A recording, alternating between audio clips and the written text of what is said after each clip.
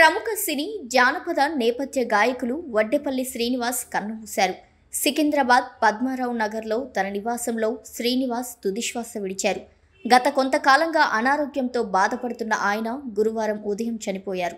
శ్రీనివాస్ మృతి పట్ల జానపద కళాకారులు, పలువురు ప్రముఖులు సంతాపం ప్రకటించారు.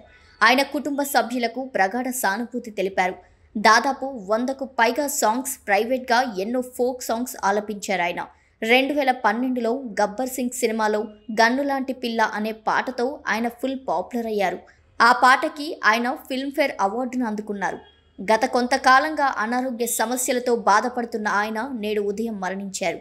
దీంతో సినీ పరిశ్రమ ప్రముఖులు ఆయనకు నివాళులర్పిస్తూ ఆయన ఆత్మకు శాంతి కలగాలని కోరుతూ వారి కుటుంబ సభ్యులకు ఓదార్పునిస్తున్నారు.